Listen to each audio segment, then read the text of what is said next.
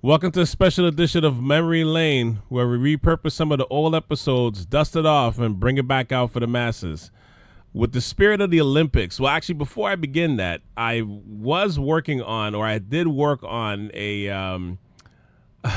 Kawhi Leonard / Toronto Raptor / the city of Toronto relationship episode on the year that he was here and the fantastic joy that he brought us in terms of winning the NBA title. I know there's some Raptors fans that's out there that gets mad every time that topic comes up, but 5 years ago, there was the 5th anniversary of him leaving, but also of him bringing a title to Toronto, and that was probably one of the greatest sport experiences that we've ever seen. Probably since the Blue Jays of 92 and 93, and I wasn't here for that.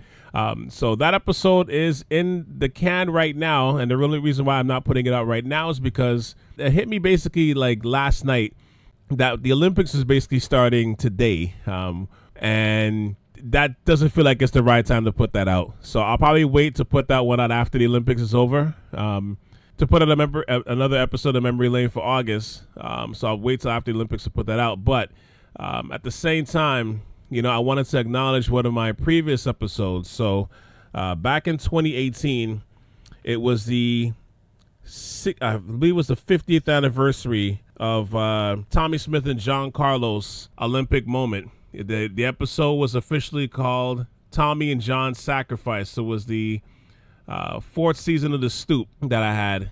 That was usually broke that out during the summer and the fall months just before like the NBA season would start. And it was interesting because, you know, we got into that discussion about what happened in the Summer Olympics in Mexico City with the both of them going on the podium, putting their fists in the air, and the backlash of everything that came on after that. And, you know, I definitely wanted to bring that one back out just because there's still so much work to do, even though, you know, they say that progress has been made and for civil rights and stuff, but then you still see getting violated. Rest in peace and justice for Sonia Massey, because that was a black woman that in the United States that unfortunately got unalived by police officers after calling for them because of she thought somebody was robbing her house. And, you know, long story short, when she went to go and was told to take off the stove and the hot water, got a gun pulled on her and got shot in her own house, even though she called the police. And if you're following the story right now, I think the police officers, she's being charged with murder, and there's a pretty good chance he will go to jail for that. You know, at least we're hoping in that situation, because that was disturbing. So in light of that situation, because there's still so much work to do, I kind of wanted to honor that episode that we did about 6 years ago now, with the Olympics now here, and going back to tell that story. So sit back and relax. This is a new episode of Memory Lane, and I just want you guys to hear this once again. This is deep into the catalog, which you can always go to at SouthShoreAve.com. One more time for the emphasis. That's SouthShoreAve.com. Just please make sure you hit the like and subscribe buttons. Click on all 5 stars, because it's deserved. Yeah, I said it. It's deserved. And, you know, and I appreciate you guys for always tuning in.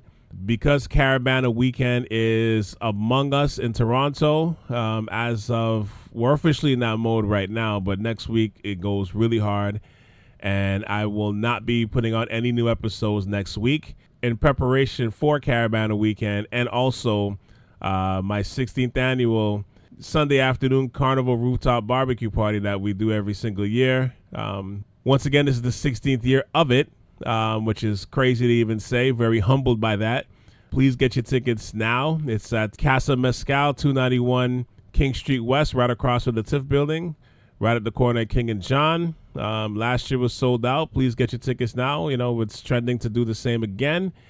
But also, like I said, man, it's very humbling to continue to be able to do something in that space for this long, man. We're very grateful to be able to still put that out, and for it to still be enjoyable and still be able to have a vibe with it, and for everybody to still have a good time. So make sure you come out, be a part of that.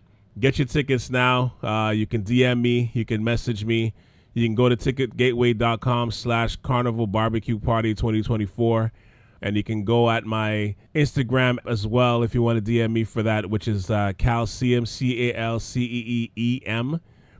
If you want to DM me for tickets and whatnot. But definitely, like I said, so going to be in preparation for that. So this new episode will come out next week with the Olympics amongst us and the major sporting events that's going to happen, including which is probably going to be one of the best basketball Olympic tournaments in the history of the Olympics this year with the amount of parity that's in it this time.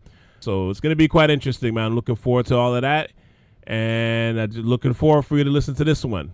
All right, this is Memory Lane on South Shore Ave Radio. And before I forget, this episode, like I said again, is called Tommy and John's Sacrifice. And the guest I had on that at that point in time was Andrew Mambo, who at the time was a podcast producer for 30 for 30 podcast, who is now the same position and title, but for NPR radio, as well as South Shore Ave family member Headley. Rest in peace to him. You know, we definitely had a funny conversation. If I remember correctly, we recorded 2 episodes that night. One of them was this one, and the other one was the our recollections of Club Dream in Washington, D.C., which was, if you go back in the catalog, that was a very funny episode. But I think we recorded this one first. It was a very spirited discussion before and after the podcast. It was a monumental image and memory that I think lives on forever and will live on way past us, much less them. But sit back and relax. Please enjoy this one. Thank you to all. On the morning of October 16th, 1968, during the Mexico City Olympics, U.S. athlete Tommy Smith won the 200-meter race with a world record time of 19.83 seconds. Australia's Peter Norman finished second with a time of 20.06 seconds, and John Carlos from the United States won third place with a time of 20.10 seconds. After the race was completed, the 3 of them went to the podium for their medals. However, the 2 U.S. athletes received their medals shoeless, wearing their black socks to represent black poverty. Tommy Smith wore a black scarf around his neck to represent black pride. Carlos had his tracksuit top unzipped to show solidarity with all blue-collar workers in the U.S., and he also wore a necklace of beads, which he described as to represent the individuals that were lynched or killed and had no one said a prayer for, that were hung and tarred. And it was for those thrown off to the side of the boats in the Middle Passage. As the U.S. national anthem started, both Smith and Carlos turned on the podium to face their flags, and each athlete raised a black gloved fist and kept them raised until the anthem had finished. That picture remains to be one of the most iconic photos in Olympic history. So to start off this podcast, fellas, I'll start off with you, Mambo. What does that picture symbolize for you when you first look at it? It represents strength. It represents strength in the face of adversity. I mean, these guys, they stepped up in a moment when they knew that there would be this incredible backlash for them. They knew what they were stepping into. They knew, what the environment was, and they still did it because they felt it was the right thing to do. Mm-hmm. And so for me, it's always kind of represented power and strength in the face of adversity. What about you, Headley? It's funny. Every time when I think of the Black Fist, I think of Black Panthers. Mm-hmm. And to me, it just represents courage, inequality, standing up for something that you find out was just. But it's funny, obviously reading up on it and getting more information as doing education for this podcast, I didn't realize all the different things that you always focus on the Black Fist, the right. gloves, mm-hmm. but so many more layers to, I guess, the protest in terms of what they were doing that you don't really hear or see as much of the other aspects of it. And then you realize, these guys went full commando on this. It represents, I think Black Panther, I think of just about justice, inequality, and doing research, you realize it was more than just the gloves that they did, as you're talking about, the shoes, unzipped jacket, the scarf, the chains, all that stuff. It gets lost in the other anecdotes, the other layers of stuff that they did. Yeah, I think for me, it's like it's an iconic photo that symbolizes courage. Like even as a child, like not knowing the full depth of what the picture actually meant, I always thought it was just a cool picture to look at and admire. But like as I got older and I got more educated on the subject and what it actually meant, then it became like an even cooler picture for me. And as I continued to get older and understand the challenges that it took to make a move like that, to shake that fear and become brave on such a grand worldly stage, to me, they ended up being like civil rights heroes. And I think also was like a perfect representation of the times that these guys were living in. You're looking at a decade where, you saw the whole situation with the civil rights movement. You had assassinations of of leaders such as Martin Luther King and Malcolm X. You had John F.K., JFK and his brother RFK both get assassinated as well. The Vietnam War was going on, which most people disagreed with the U.S. even getting involved with. The black athletes' fight during that time was just unreal. They were in a position where they had a profile, they had a higher profile than most people of their color, and they sacrificed that and try to fight for basic rights, i.e. like a Bill Russell or Muhammad Ali, for example. So watching the struggles of those guys, like that to me, it kind of symbolizes those two things: courage, and it symbolizes just the plight those guys were in during those days. Like I just, it's hard to imagine even now, like what those guys had to go through, because that's a major sacrifice. Mm-hmm. Yeah, but the funny thing about it is when you read up on it, it really went over a lot of people's heads at the beginning. It didn't have the, the social impact in, spark. Like the immediate impact, yeah. Yeah, like what you see now, what's going on with Kaepernick. And, we're in the life of 24/7 news, right? Well, back then, this is before our time, where, news was 6 o'clock. And that was it. Right. And forget about getting something live on the scene type stuff too, right? So it kind of shows you how news and mainstream news, how it shapes people's minds. Because, as you said, everything that you said, Calvin, is accurate. But because with a lot of people, news that they see on TV is it shapes their own narrative. They can't think for themselves, so to speak. Yeah. So if the news is not putting it front and center, it's not front and center in their mind, even if it should. So I find that pretty interesting. It kind of shows you with the whole thing with Trump and his tweets and how people got enraged and how Trump brought Kaepernick and the NFL into his inbox, his Twitter feed, and how kind of got expanded after that. The President of the United States gave attention to it. While before that, it was new, but not nearly to the same height that was after when Trump got involved. Well, yeah, it's interesting that, it's interesting to read and realize that the initial reaction from the press, at least, wasn't this, visceral negative reaction. That, the initial reaction from the press was a bit more measured, and people were putting it in a kind of giving it context. And then it started to spiral, after the fact, especially when they got back to the U.S., and people, the rest of the U.S., I guess, started to have its viewpoint coming out, or people started talking. But, initially, the, reporters that were there on the scene, they were kind of contextualizing it and they were giving it the proper weight that it deserved in a way.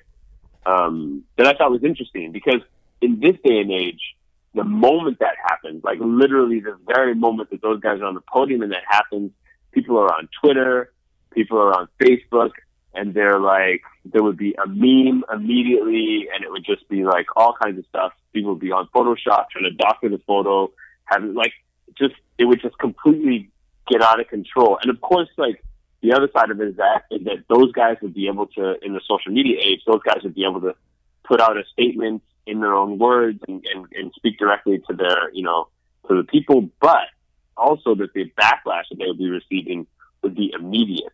Yeah. And so it was just kind of interesting realizing that it was kind of this like slow groundswell of anger towards what they did versus the way it would happen today, which would be this like almost immediate reaction.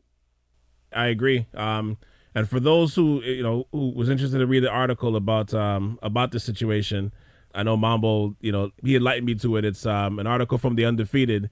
I think it was written by Andrew Moranis. I think I'm getting the name right. But if you go on theundefeated.com, you can see what we're talking about. It's a really good read about this specific topic. But yeah, I think it kind of just speaks to the times where things were just slower back then, right? And you're absolutely right. Like for that to come out, it would go viral worldwide in minutes. And by the time within a half hour that it's probably on the ticker on most news feeds. You know what I mean? So it's just crazy. It's just crazy to see like how how we're looking at things with like the Kaepernick situation and all that stuff. Like I did think about that while preparing for this pod. Like, what if this happened now? Like, I think that would it would break the internet. I think it would break the internet if that happened now. Oh yeah, for sure. Let me ask you. Sure. It's crazy because you see, and I agree with what you're saying, how it would break the internet now. And it's crazy because that we're going back, what, I don't know, was it, as you said, 50-year anniversary, years, right? Yeah. And it's an iconic piece, partly because I guess it's a picture in time, because it's a one-time thing that happened in the Olympics, as opposed to with Kaepernick, it was winding throughout a whole season. However, when you look at the actual act with Kaepernick kneeling, as opposed to these guys at the Olympics, black gloves, no shoes, open chest, all this stuff, the craziness that people are going with him kneeling, and and there's no point rehashing the whole history where this was something that he had talking to a vet to do, and was still showing homage to the flag. With him kneeling, as opposed to what was done 50 years ago, and you see the uproar that we're having now. Geez, these guys would have been destroyed on sight if this happened in 2018. With how, as you said, with social media and everything going on nowadays, where everybody has something to say and can actually say it and get airtime. Yeah, no, absolutely. But then the other side of the token is that they would also be able to be hearing directly from people all kinds of words of encouragement, words of support. So it's a double-edged sword, right? There's quicker access to all the critics, and people can the trolls can come out and they can attack you. And at the same time, people who support you and people who want to hear from you, there's a quicker line of communication with those people too. That's true. That's true. So it's interesting, who controls the mainstream media. Even with Kaepernick, even though time and time again he said it through his own mouth, he said it to his reps that we're not bashing the flag. However, mainstream media seems to still get it wrong every single time. Every single time. Exactly. But I think it's the old. Yeah. It's it's a theme that we've discussed on different pods throughout the last couple of years, where the model and the structure and the foundation of things are changing, right? So I think the old school media, or I'm calling them old school media, is they're still trying to control that narrative, but social media is kind of breaking those walls down. As you said, somebody like Kaepernick, or in this situation, if this was to happen now, Tommy Smith and John Carlos would just hop on their Instagram and just explain their whole thing in a thoughtful manner. Whereas you might get maybe one interview, according to this article that we read, you get one interview from Howard Cosell, and then that's it. They're just kicked out of the Olympic Village. They never get a chance to run again, and then that's just it. No, but the thing is, seems like the mainstream media was more unbiased and fair back then than they are now, because it seems yeah. No, go ahead. No, I was just saying it just seems like the interview was more even keel as of now, you know, with all these right wing and left wing type media, where again they're forming, even though they're reporting on it, but they're forming their own angle, their own image that they want to portray and put across, as opposed to having something that is unbiased. And where the 24-hour news cycle is something that didn't exist back then, right? So the 24-hour news cycle is a new thing, and it's a new beast that needs to be fed, and that's very different than what existed in 1968. Absolutely. You know what I mean? So, like, in 1968, you know, they gave, what was it, like, you know, just a few minutes. It would be like a 3-minute piece that would just be about this, and that would be it. And maybe there'd be a follow-up piece the next day. But, you know, it wasn't like something that's going to dominate the headlines. And then, you know, with like Kaepernick or something else, like, now you have like a need for these things to be talked about way more than they probably should be, because you have to fill in a lot of time. And you're also like speaking to a largely much more polarized country and viewership than existed in 1968. In a lot of ways. Do you think that the world's more polarized now than it was in 1968? I think politically, when you look at like a lot of countries, that people have gone into their corners more so than they used to. Talk about the United States. Yeah, I'm talking about the United States. I would say that the fringes of each of the polarized sides of the country or the voices of the fringes are louder than they were back in the day. I think in a lot of respects, a lot of people talk about the vast majority of the country is probably somewhere in the middle, but like the fringes get more airtime. The fringes are you know, kind of the opinions that you hear a lot more. Yeah, but I also think if you want to argue that point, that the fringes that we're talking about was more so the mainstream back in the day. Mind you, I say that with a guy. I mean, you live in the States. I lived in the States at one point, and I find the States now is much different than what I've seen in my lifetime. However, going back 50 years, I think those fringes is probably more of common nature than we think.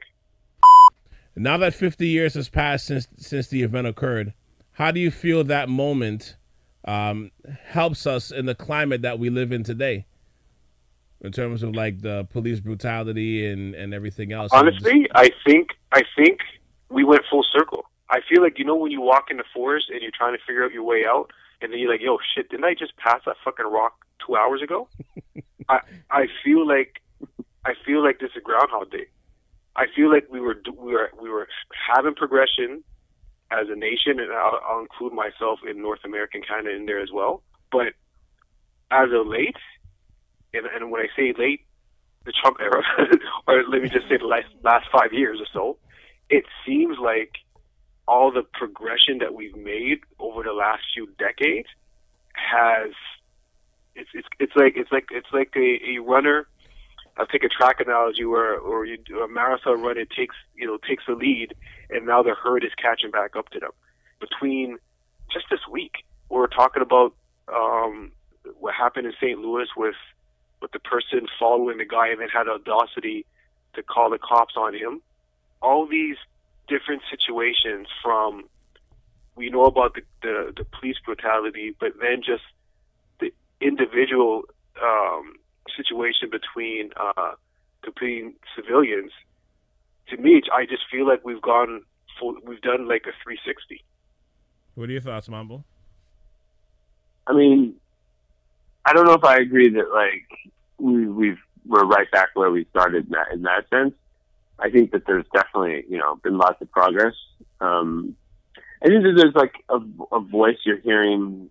A voice has probably been a little more on the fringes and a little more silent that's come out in the last few years, and it probably appears as if we've made some sort of, you know, turn backwards. But I think those voices have been there. They've just been silent. They've been quieter, right? And now they're coming out, and you're hearing it more. But I don't think it's necessarily like all of a sudden it was better and and then it got worse again, right? I think that there's, you know, part of the problem. It's what people think in their heads, I can't do anything about. But when you feel that you have a license to inflict these thoughts and ideologies to the masses, and you're not even embarrassed about how you feel anymore, because how you even these come fringes off. are coming out. Well, I think you just feel like you feel like certain people feel more empowered these days than they did, you know, like 10, 15 years ago. And I think that I'm just saying I don't think that the number of people are more so. I think that like those people who were staying quiet years ago are now feeling empowered to come out. And I don't know that that is necessarily something that a trend that is going to continue. I think that it's a bit of a reaction to, like, you know, the previous administration and whatnot, but like it's something that I think the sense of normalcy will probably return at some point. How it will return, I don't know. But I mean, there's no way that we can compare and say that we've gotten back to where we were in 1968. And I think in like we're not hanging from trees and stuff.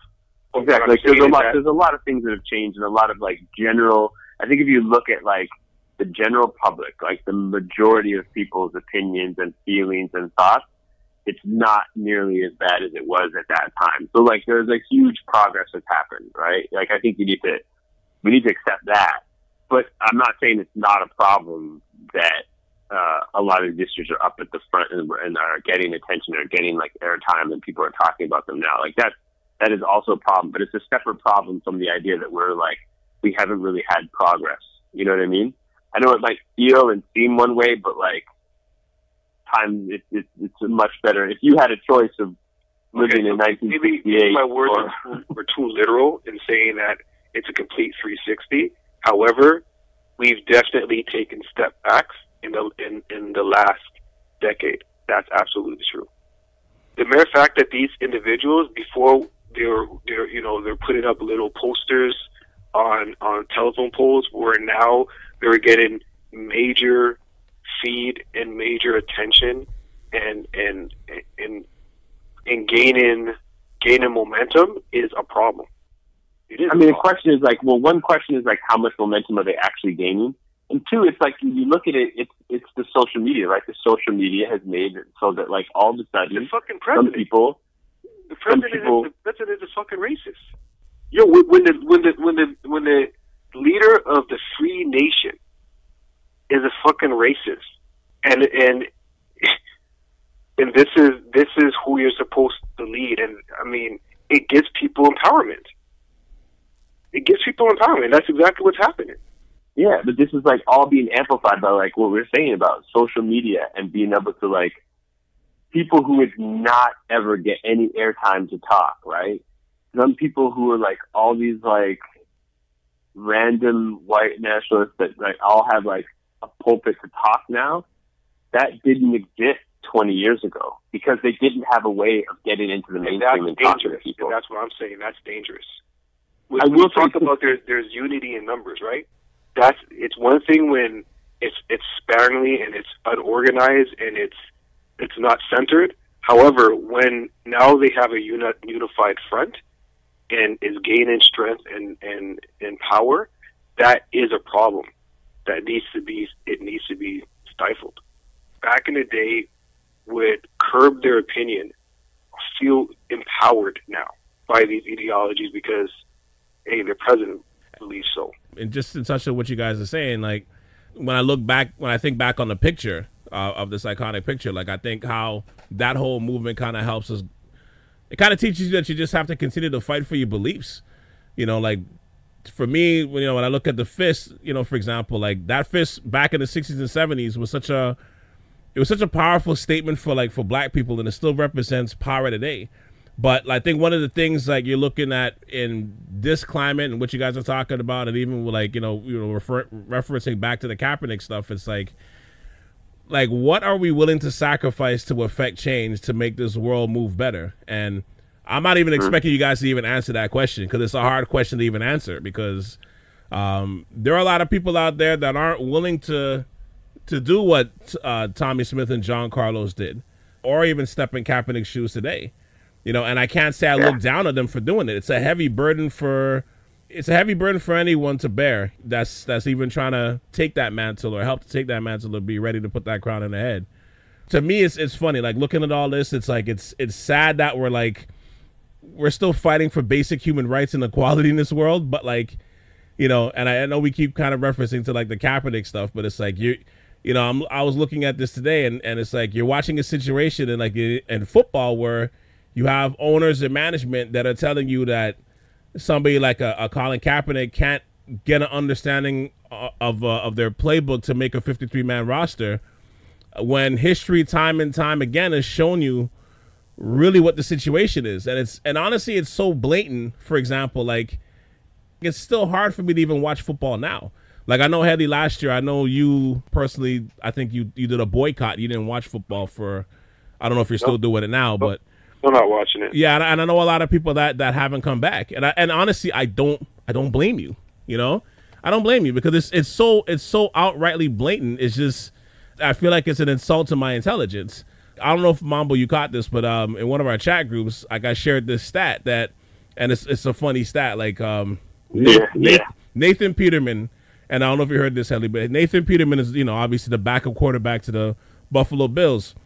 This guy has thrown an interception on 11% of his passes throughout his career.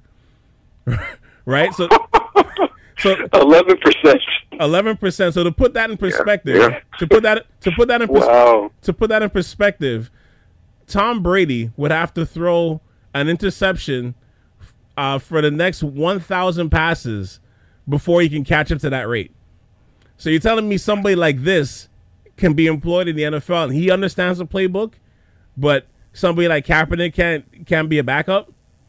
It's insulting. Like, it's like, and it's like people who just ignore it these days. I'm just like, how do you ignore this? Like, there's some people out there that's still going to sit there and say that, oh, it's because he can't play.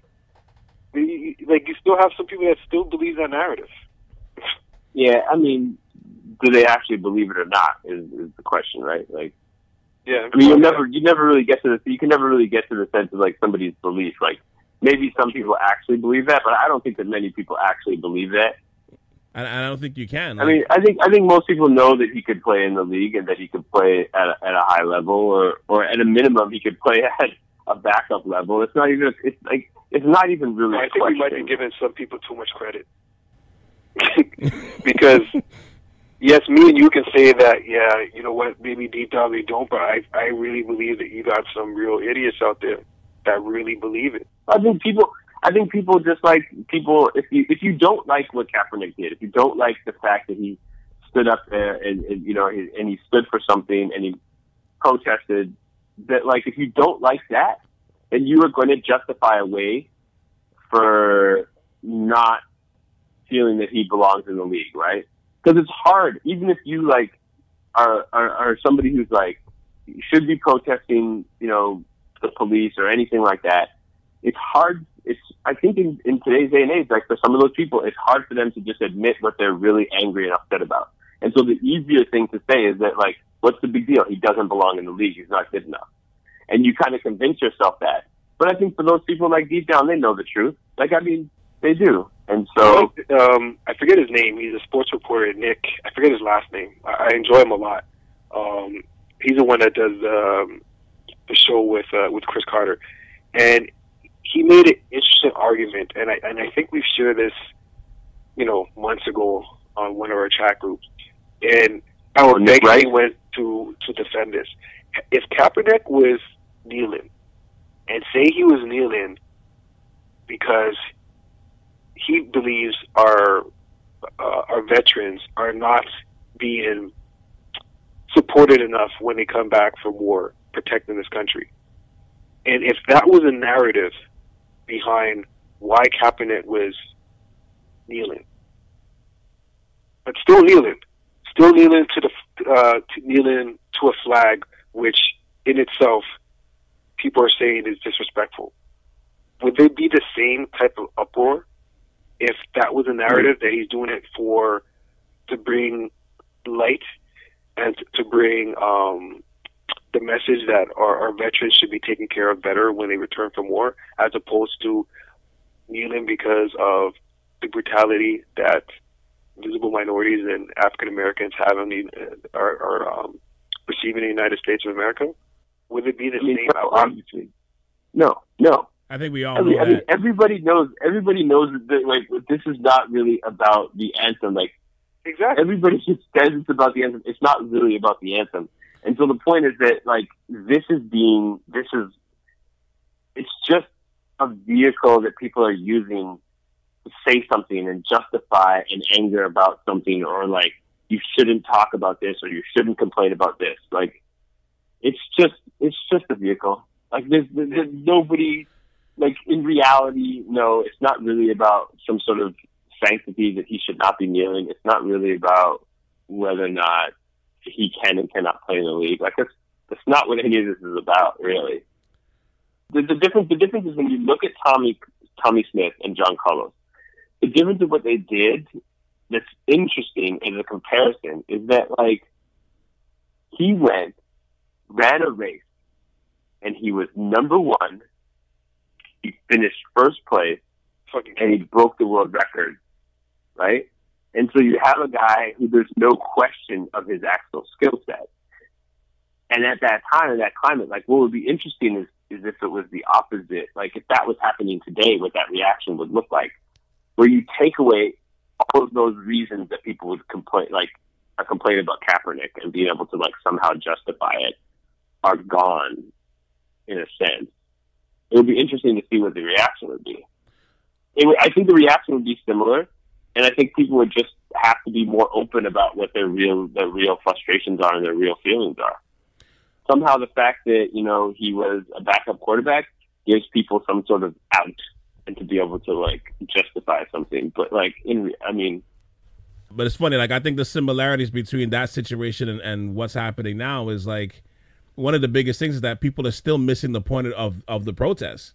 And the biggest thing is everybody's afraid to have that uncomfortable conversation about race and the lasting effects. No, but nobody's missing the point of the podcast. Nobody's missing the point of the protest by accident, is what I'm saying. Well, no, of course. Nobody's missing the point of the protest by accident. Of course. It's all by design. It's by design. And it's because you don't want to actually address the real thing, because either maybe you genuinely don't believe that it's an issue, or you're just like, this is a super complicated issue that we can't fix, or we don't want to fix.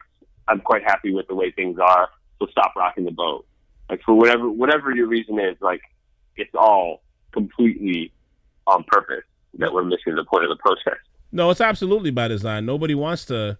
It's a conversation that nobody wants to have. You know what I mean? The racial conversation about, you know, you look at the situation, and we've talked about this, you know, like through our lives, where it's like, it's not just the overt actions, of course, of, you know, racism that you have to deal with, but, like, it's the kind of ones that happens in silence, like, you know, that deals with your discrimination or employment, or, you know what I mean? Like, nobody wants to have those conversations because it stems from all of that, right? Why are black and brown kids being brutalized by police at a much higher rate than, you know, than other races? I mean, you kind of know what it is, but nobody wants to have that large conversation. How non-confrontational are people trying to be towards the topic? Any different than with Muhammad Ali when he protested and did not go and fight in war. And part of his dialogue was, they didn't do nothing to me. I'm fighting war at home because of X, Y, and Z, and the brutality that I'm having in my own country. And it was a narrative that when you talk about, nobody wanted to talk about and didn't want to broach the subject. As we all know how crass and overt Muhammad Ali can be, and still people shied away from the topic. It's the same thing over here now. It's the exact same thing, though. Everybody's shying away from what the topic on hand really is. I totally agree with that. What is your so to wrap up, like, what is your lasting impressions on the events that happened back in 1968, like with Tommy Smith and John Carlos? Like, what is your lasting impressions on what those guys have done and their impact, like, my my lasting impression is not, okay, that was always a picture in time because it was a one-time thing that happened at the Olympics. However, what I'm not aware of was what was the aftermath in terms of their career and in terms of their career in track and outside of track after that when they came back to the United States. I don't know nearly as much of the storyline, partly because, as you said, it's, you know, news was done quite differently back 50 years ago. Mm-hmm. But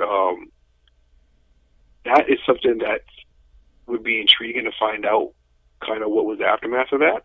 Mm-hmm. But the aftermath of when they went back? Correct. I mean, they were kicked off, like, they were sent home early from the Olympics. Like, I know that. They were kicked out of the Olympic Village. They went back, and their careers were both over. It was over after that. Oh, yeah. Oh, yeah. No, their careers were over. Like, they never ran again. It was a career-ending move, and I think they both knew that it was a career-ending move, which was what made it so powerful. It's like when you do a thing and you know that, you know, sure, maybe they didn't know exactly it was going to be a career-ending move, but they definitely knew that this was a strong possibility that this would be, like, career-ending for both of them, which just, like, in terms of the courageousness of the move is incredible. So, same thing with Kaepernick, career-ending move. What happened after that? Like, we know with Muhammad Ali, he still fought afterwards, and he still had a career after that. What happened? What was their career after track after that moment? They were both runners at San Jose State University. They were still they were young, man. They were in college. Like they were. Well, I mean, they were still. That's not surprising. So they as far as I know, Calvin probably maybe did more research. And it's not like they finished college and they that was it. They couldn't even get a job. They couldn't even get a job, like any job, like after that for a while. So they really struggled with that for a long time. Like they're basically like, you know, like blocked basically from anything. You know what I mean? To do anything with regards of, you know, financially benefiting or just providing. You know what I mean? Like just to provide for their families or anything like that. Like it's sad. At least I think the difference, like, at least with a cap, like there was no Nike deal. You know what I mean? Waiting for them in the wings. There was no deal from Adidas or Puma waiting for them in the wings, or, you know, or a television show or anything of that nature. Like they just got banned. It's just period. I know they had a tough period, and then eventually they became like coaches, like track coaches. Right. But like, yeah, they had a tough period. Like, I mean, I think they both like had NFL stints briefly. But yeah, it was not. So it was whatever their trajectory was going to be. This like severely derailed that trajectory. Even if you'd say that this was both their last, track runs, I think at the age of 24, they both would have potentially gone to another Olympics, and you know there would have been more for them. But their careers in terms of track were cut short, and they were made, you know, pariahs, and it was really hard for them. And I think they knew it going in, and which is what makes that image so powerful. Like you almost, you know, there's a way you can read, you know, the way that their heads are kind of down. Like they know that this is, they know the moment, they understand the gravity of the situation of what they're doing, and they did it anyways. It's something that always stuck with me. Impression on that was the finality of that decision that they made then. It's funny, when I just look at it, just to wrap up, I look at it as just in a sense of like, you know, you make a great point of just, you know, they're protesting with their heads down. Like it's almost like predicting the future. Like, and then, you know, like going forward after that, not only dealing with like unemployment, but like, just think of the stress and the pressure that, I mean, that would take so many people down. You know what I mean? Especially in that era where like I mentioned before, like your leaders are being assassinated. Like how many death threats did most of these guys receive for even doing this? Or like wondering if like, you know, like the next time they walk out of their house with their family, they're going to get their heads knocked off. You know, just like, I just think like when I look at this stuff, I'd like the lasting impression for me, I think of like, the courageousness, but I just think of like the stress. Like it must have been unreal to even be in that circumstance and trying to fight for basically for people that look like us. You know, like it's a monumental decision to do, because it impacts like not just your lives but your families, like anybody that's associated with you, especially back then. So I think it's just a crazy time.